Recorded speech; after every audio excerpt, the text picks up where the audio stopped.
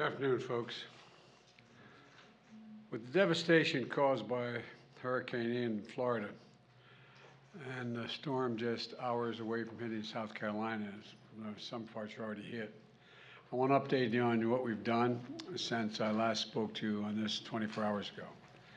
I've directed that every possible action be taken to save lives and get help to survivors, because every single minute counts. It's not just a crisis for Florida. This is an American crisis. We're all in this together, and I've spoken to Governor DeSantis on multiple occasions, as well as this morning, and as well as mayors and county officials, both Republican and Democrat, from the places most affected. And I spoke with Governor McMaster of South Carolina this morning as well. Last night, I received a request for an emergency declaration from Governor McMaster, which I approved right away, just as I did for Florida. This allows for immediate federal funding for the state to shelter people and provide other essential support. By approving it early, ahead of the storm's landfall in South Carolina, we can get supplies in and provide shelter if necessary. My message to the people of South Carolina is simple. Please listen to all the warnings and directions from local officials and follow their instructions. And as you all know, the situation in Florida is far more devastating. We're just beginning to see the scale of that destruction. It's likely to rank among the worst of the nation's and the worst in the nation's history. You have all seen it on television, homes and property wiped out. It's going to take months, years to rebuild. And our hearts go out to all those folks whose lives have been absolutely devastated by this storm.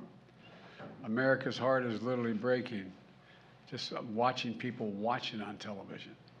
I just want the people of Florida to know we see what you're going through and we're with you. We're going to do everything we can for you.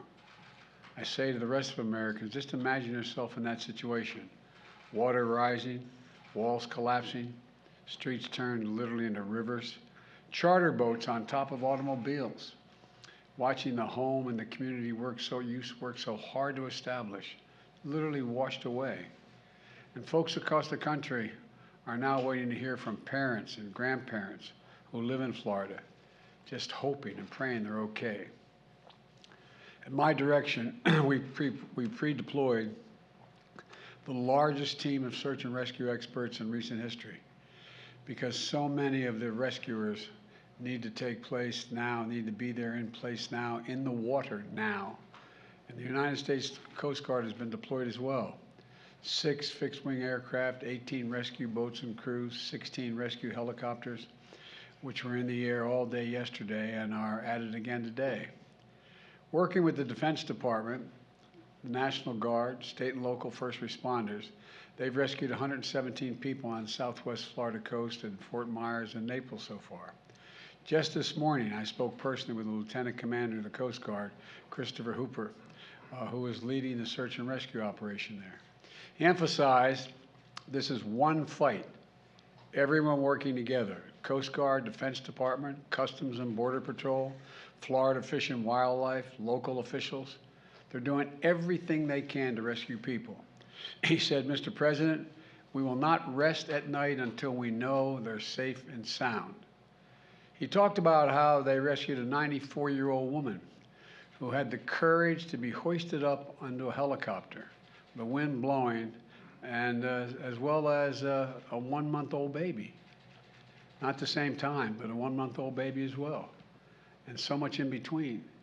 He also spoke to aviation survival. I also spoke to aviation survival second class technician, second class, Zach Lesh, who described how difficult the decision is for people to leave everything and come to safety.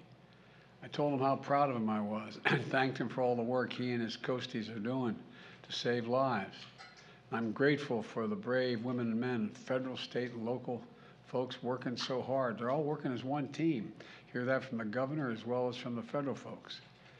In the past 24 hours, my administration has approved 4 more counties in Florida for individual disaster assistance, in addition to the 9 counties we had announced yesterday.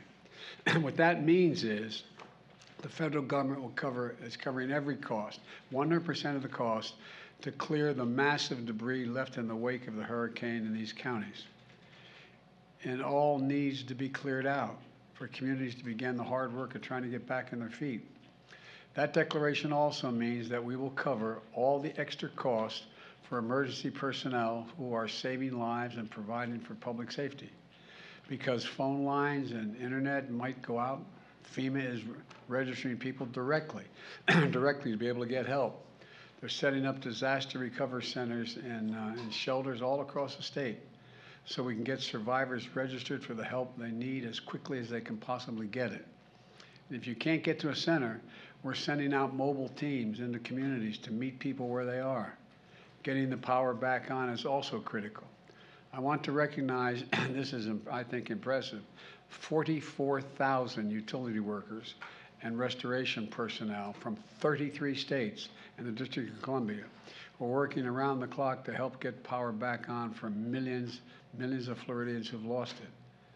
I've ordered more than 400 personnel from the Army Corps of Engineers to Florida with more than 250 generators to enable power supplies for key locations like hospitals and shelters.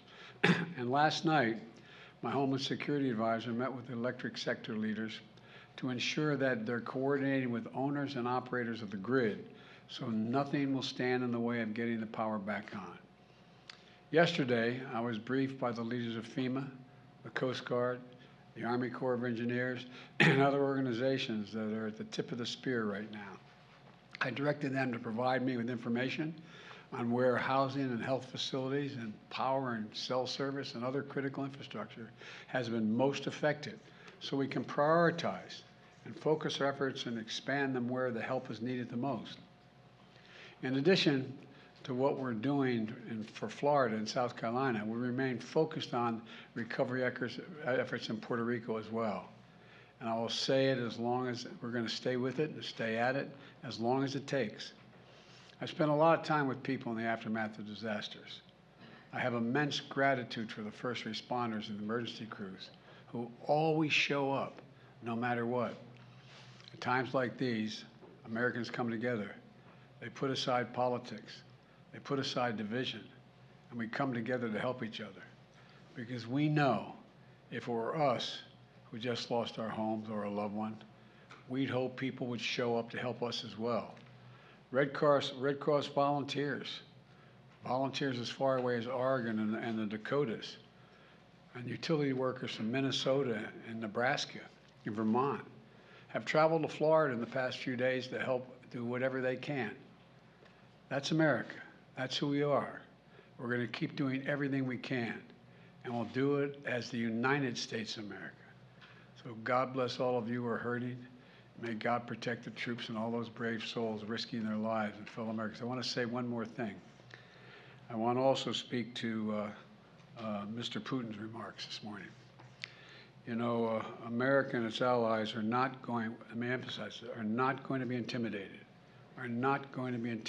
by Putin and his reckless words and threats. He's not going to scare us, and he doesn't, or intimidate us. Putin's actions are a sign he's struggling. The sham referenda he carried out and this routine he put on, don't worry, it's not on there if you're looking, okay? The sham routine that he put on this morning that's showing the unity and, you know, as people holding hands together. Well, the United States is never going to recognize this. And quite frankly, the world's not going to recognize it either. He can't seize his neighbor's territory and get away with it. It's as simple as that. And they're going to stay the course. They're going to continue to provide military equipment so that Ukraine can defend itself and its territory and its freedom, including additional resources that the Congress is going to give me today of $13 billion more to help the Ukrainians defend themselves and fight back. And we're fully prepared to defend. I want to say this again. America is fully prepared with our NATO allies to defend every single inch of NATO territory.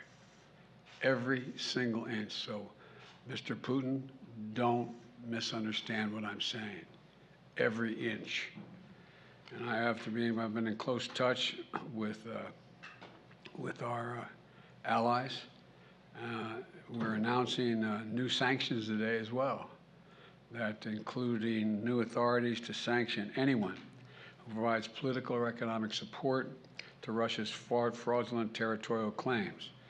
And I've been in close touch with our NATO allies, who are united in our resolve to take on his aggression. So I thank you all very much. You also asked me earlier about the pipeline, and let me say this. It was a deliberate act of sabotage, and now the Russians are pumping out disinformation and lies. We're going to work with our allies to get to the bottom of exactly precisely what happened. And at my direction, I've already begun to help our allies enhance the protection of this critical infrastructure. And at the appropriate moment when things calm down, we're going to be sending divers down to find out exactly what happened. We don't know that yet exactly, but we're not, just don't listen to what Putin is saying. What he's saying we know is not true. Thank you all so very much. Russian nuclear weapons. Do you believe the Russian was behind this